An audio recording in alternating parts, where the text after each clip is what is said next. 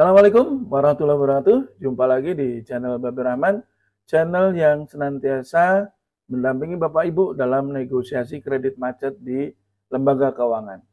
Bapak Ibu, kali ini kita akan bahas pertanyaan dari saudara kita, Bapak Ali Sadikin dari Solo, Jawa Tengah. Kita bacakan saja ya suratnya ya. Assalamualaikum warahmatullahi wabarakatuh. Bismillahirrahmanirrahim. Pak, saya punya permasalahan kredit macet.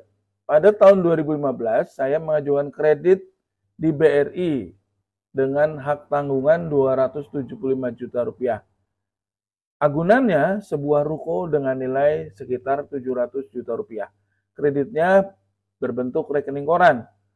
Agunan atas nama 7 orang, yaitu ibu saya dan 6 orang anaknya. Saat pandemi 2020, kami mulai oleng. Lalu kami direstrukturisasi. Di tahun 2021, adik saya yang nomor 4 meninggal dunia. Meninggalkan 1 istri dan 3 orang anak yang waktu itu usia masih di bawah umur. Sejak saat perpanjangan kredit tahun 2022, 2023, dan 2024, adik saya tidak ikut tanda tangan. Maksudnya istri adiknya ini ya. Dan di kolom tanda tangan tidak ada nama istrinya untuk tanda tangan. Kami hanya disuruh memberi fotokopi surat kematian adik saya. Mulai September 2024, saya tidak kuat lagi memberi setoran bunga. Kami mengajukan pembayaran pokok pinjaman dengan cara dicicil. Itu pun ditolak bank. Dan pada bulan Juli 2025, ruko kami sudah didaftarkan lelang. Dipampang di kantor BRI. Padahal kami belum dinyatakan macet.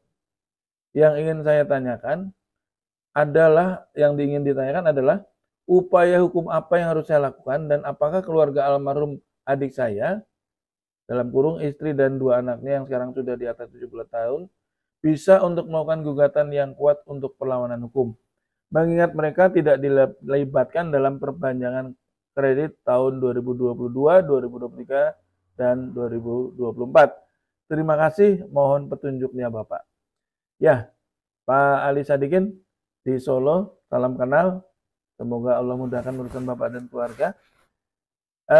Bapak-bapak dan ibu-ibu sekalian, jadi dalam hal kredit macet yang dialami oleh Bapak Ali Sadikin ini, ada beberapa hal yang bisa kita angkat menjadi bahan edukasi dan pembelajaran kita semua. Pertama, untungnya pinjaman tersebut menggunakan jaminan sertifikat warisan yang sudah dibuatkan turun warisnya. Ya. Jadi sertifikat itu terdiri atas ibu dan 6 orang anaknya. Berarti sertifikat itu adalah tanah waris. Karena bapak meninggal, maka sertifikat itu diturun waris, menyebutkan 7 orang ahli waris, ibu dan 6 orang anaknya. Nah, saat kredit yang pertama, semua terlibat tanda tangan. Karena memang syaratnya nama yang ada di sertifikat harus ikut terlibat tanda tangan untuk proses pengikatan jaminan. Nah, tahun 2021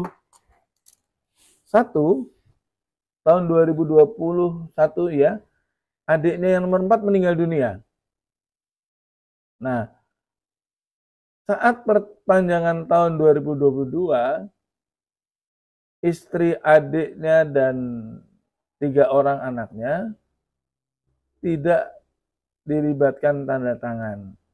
Nah, ini permasalahan kelalaian bank.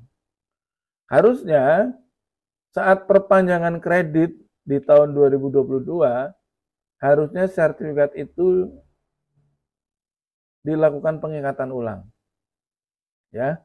Karena pengikatan yang pertama itu sudah berakhir, sudah batal demi hukum karena ada salah satu ahli waris yang tidak ikut tanda tangan pada saat perpanjangan kredit yang kedua. Pihak bank cara berpikirnya menyederhanakan masalah. Toh dulu saat pengikatan pinjaman di awal tahun 2015, ahli waris sudah tanda tangan. Semua sudah tanda tangan. Dan ini saya memaknainya karena kreditnya rekening koran, tidak ada penambahan plafon, maka saya anggap pengikatan agunannya itu tidak berubah. Sehingga bank beranggapan masih bisa pakai pengikatan agunan yang lama. Pakai pengikatan hak tanggungan yang dulu dibuat tahun 2015. Padahal harusnya ketika salah satu ahli waris meninggal, itu maka pengikatan jaminan yang ada di situ otomatis batal demi hukum dan harus ada pengikatan ulang yang melibatkan ahli waris yang ada saat ini, yaitu istri dan anak-anak dari adik yang nomor 4 yang sudah meninggal tersebut. Harus tetap terlibat tanda tangan. Kalau enggak, maka pengikatan jaminan yang ada yang saat ini masih dipakai oleh bank itu cacat hukum. Kalau itu bank memaksakan untuk melelang, maka bila digugat bisa dibatalkan. Jadi saran saya, Pak Ali, segera ajukan gugatan permohonan pembatalan pengikatan hak tanggungan. Ya, karena pengikatan hak tanggungan itu sudah batal, sudah tidak berlaku gitu. Pengikatan hak tanggungan yang sudah ada saat dari tahun 2015 itu tahun 2022 harusnya dirubah komposisi penandatangan di hak tanggungan itu bertambah, yaitu istri dan anak-anak dari adik Pak Ali yang nomor 4 yang sudah meninggal tersebut. Nah, kalau itu tidak dilakukan, maka ahli warisnya tidak sempurna yang tanda tangan, tidak lengkap. Nah, kalau tidak lengkap, maka itu bisa dimohonkan pembatalannya.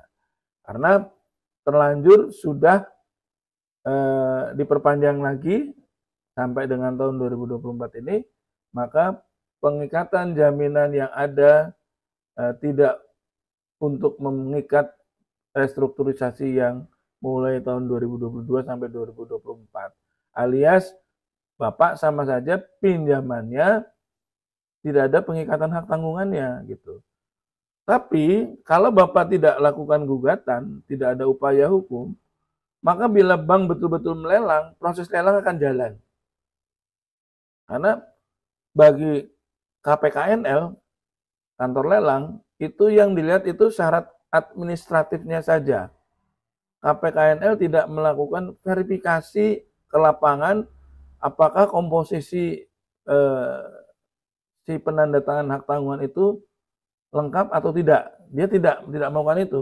Sepanjang ada sertifikat hak tanggungannya, maka syarat untuk pengajuan lelang terpenuhi.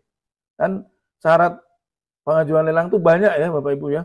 Ada fotokopi KTP debitur, suami istri, ada fotokopi KTP masing-masing pemilik jaminan. Jadi misalnya agunannya itu miliknya 7 orang ya tadi ya, ibu dan 6 orang anak. Maka 7 orang ini harus tanda tangan semua sebagai pemilik agunan. Kemudian harus ada fotokopi sertifikat hak tanggungannya, harus ada fotokopi sertifikat jaminannya, harus ada fotokopi perjanjian kreditnya, dan seterusnya dan seterusnya. Ada SP1, SP2, SP3-nya. Syarat untuk mengajukan lelang itu banyak. KPKNL itu juga sangat berhati-hati agar di kemudian hari dia tidak disalahkan karena melelang terhadap objek jaminan yang tidak sah atau tidak dilakukan pengikatan dengan baik atau dan tidak lengkap syaratnya gitu. Jadi Bapak Ibu jangan anggap KPKNL itu sembrono ya. Mereka juga sangat berhati-hati Karena KPKNL itu adalah pihak ketiga yang diminta oleh bank untuk melakukan lelang. Jadi KPKNL itu nggak ada urusannya sebenarnya dengan bank. KPKNL itu tidak sedang dalam posisi membela kepentingan bank. Tidak. KPKNL itu adalah entitas yang mempunyai kewenangan berdasar undang-undang untuk melakukan lelang.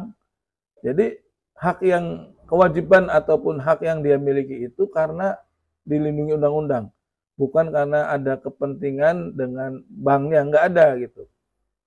Siapapun yang berkepentingan untuk memohon dilakukan lelang terhadap objek hak tanggungan itu bisa dilakukan oleh bank, termasuk kita pribadi gitu. Kalau kita minjamin orang, kemudian menggunakan jaminan sertifikatnya diikat hak tanggungan gitu, supaya suatu ketika kalau one prestasi kita bisa memohon untuk diajukan lelang. Nah, kembali ke masalah Pak Ali Sadikin ini, Pak Ali Sadikin bisa melakukan dua cara. Dua cara, yang pertama adalah kalau saat ini yang sempurna itu adalah menggugat permohonan pembatalan pengikatan hak tanggungan ya terhadap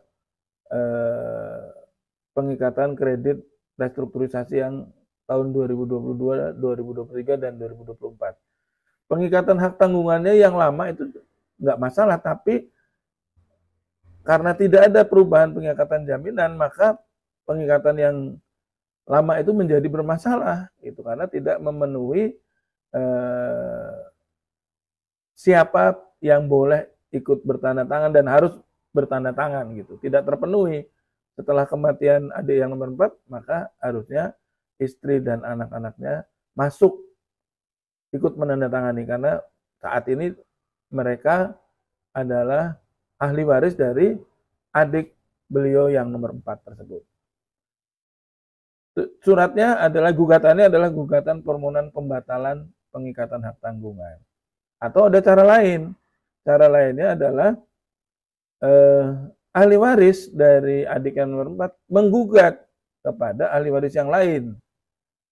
Kepada ahli waris nomor 1, ibu, dan 5 orang saudaranya. Karena dianggap hak waris dia tidak diberikan, tapi digunakan buat jaminan bank gitu. Seolah-olah seperti itu, karena harusnya tahun 2022 mereka sejak kematian suami dan ayah mereka, harusnya mereka mendapatkan hak waris. Tapi karena masih digunakan jaminan dan tidak melibatkan mereka sebagai ahli waris ikut dalam tanda tangan, maka mereka bisa menggugat kepada ahli waris yang lain. Kalau yang seperti itu gugatannya dipakainya nanti saat lelang dilakukan untuk mencegah lelang dilanjutkan oleh KPKNL. Nah, gugatan yang dilakukan oleh pihak ketiga ini biasanya oleh KPKNL akan mendapatkan perhatian, atensi yang besar, dan bisa jadi KPKNL membatalkan proses lelangnya kalau dia mendapatkan cukup bukti bahwa anak dan istri dari adik yang nomor 4 itu adalah ahli waris yang sah dari adik yang nomor 4. Sehingga diharapkan proses lelang dibatalkan dan tidak dilanjutkan. Jadi kalau itu dipakainya nanti saat betul-betul lelang terjadi. Tapi kalau yang satu, yang gugatan permohonan pembatalan hak tanggungan, itu bisa dilakukan sekarang, kayak gitu. Justru malah sebelum lelang terjadi. Saya menengarai bank harusnya mengetahui hal itu. Ya, ini kelalaian bank kalau menurut saya. Kecuali petugasnya saat restrukturisasi yang tahun 2022, kecuali dia udah pindah, sudah tidak di situ. Nah, penggantinya nggak tahu ada kejadian seperti itu. Nah, ini kelalaian itu adalah tanggung jawab petugas yang melakukan perpanjangan kredit atau restrukturisasi yang di tahun 2022. Kesalahan ada di petugas itu, kayak gitu. Nah, ini pembelajaran buat kita Bapak Ibu ya. Pembelajaran yang keduanya adalah apa? Jangan panik dulu. Jangan panik dulu. Telusuri dulu bagaimana proses pengikatan jaminannya. Telusuri dulu apakah dulu Bapak Ibu ada kelalaian bank yang tidak dilakukan, yang semestinya dilakukan tapi tidak dilakukan. Seperti kasus Pak Ali Sadikin ini, katanya dia panik, dia bingung karena rumah tersebut adalah rumah warisan bersama, buat jaminan utang dia, kalau sampai kelelang bagaimana dia mempertanggungjawabkan kepada adik-adiknya, sementara saat ini usaha beliau juga dalam keadaan bangkrut kayak gitu. Nah ini tentu kabar baik ini merupakan angin segar yang setidaknya bisa membuat lebih tenang dulu, agar tidak panik dulu. Saya tetap berpesan pada Pak Ali, bagaimanapun hutang, tetap hutang. Saran saya, sebaiknya rumah tersebut dijual, ya. Karena dalam hukum waris Islam, ketika salah satu orang tua kita meninggal, wajib hukumnya segera dibagi waris. Wajib hukumnya. Nah, contohnya yang terjadi adalah kematian adik Anda yang nomor 4. Ini keluarga Anda jadi zolim terhadap adik Anda. Karena harusnya dia menikmati hak warisnya. Sehingga dia tidak menikmati sampai kematiannya. Nah ini zolim, makanya saya sarankan segera dijual saja. Dicarikan pembeli, komunikasikan dengan bank. Pak, ini saya mau jual, nggak usah dilelang. Tapi saya minta keringanan, gitu. Misalnya saya minta keringanan bayar pokoknya saja, gitu. Ini kita carikan penjual, tujuannya adalah untuk menyelesaikan masalah saya. Nah, nanti lakunya berapa, hak warisnya Pak Ali berapa, dibagi. Nah, kalau Pak Ali hak warisnya masih dapat, ya dapat sisanya, karena utang itu kan utangnya Pak Ali gitu ya. Nah, kalau nggak dapat ya berarti Pak Ali sudah tidak dapat hak waris, tapi karena sudah untuk melunasi utang. Sama aja dapat warisan tapi buat melunasi utang. Jadi kayak gitu ya saran saya Pak Ali, jangan ditunda-tunda, segera saja bicarakan dengan keluarga, asetnya dijual. Sekalipun mungkin rumah itu saat ini masih ditempati ibu, ya tentu tidak baik, ya tidak elok kalau saat ini ada ahli waris yang sebenarnya ikut menikmati. Kalau waktu itu nggak ada kendala, harusnya dia ikut menikmati hasilnya gitu. Hasil warisnya gitu ya. Tapi karena sedang buat jaminan sampai dia meninggal nggak menikmati hasil warisnya kayak gitu ya. Nah, saya rasa posisi Pak Ali ini cukup bagus terhadap bank, dan bank pun paham kalau ini jadi permasalahan, jadi sengketa, maka bank yang akan dirugikan, ya dalam tanda kutip dirugikan, dia akan tersandra, tidak bisa melelang. Sebaiknya Pak Ali segera rembukan dengan keluarga, segera bicarakan jalan terbaiknya untuk melunasi utang. Dan saya rasa nanti pihak bank juga akan bisa membantu mengakomodasi kepentingan Pak Ali, yaitu mencarikan pembeli misalnya, ataupun mengizinkan memberikan fotokopi sertifikatnya, kemudian carikan pembeli, kalau udah dapat pembeli datang ke bank untuk dilunasi. Itu jauh lebih baik daripada harus melalui tahapan sengketa. Karena tahapan sengketa itu pasti harus ada cost, ya, ada biaya yang harus dikeluarkan. Kemudian juga akan ada proses sidang yang panjang gitu, yang akan membutuhkan effort tinggi juga, energinya juga besar gitu ya. Saat ini mumpung masih baru dalam tahap ditakut-takuti, belum dilelang beneran, lebih baik Pak Ali mencarikan pembeli, menjual rumahnya, kayak gitu ya. Dan ingat bahwa utang harus segera dibayarkan, dilunasin, jangan sampai tertunda-tunda lagi.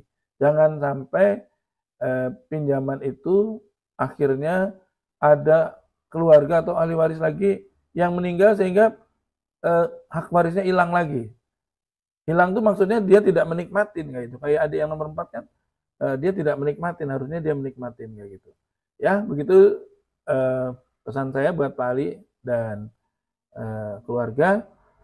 Semoga bermanfaat. Sampai jumpa di lain kesempatan. Assalamualaikum warahmatullahi wabarakatuh.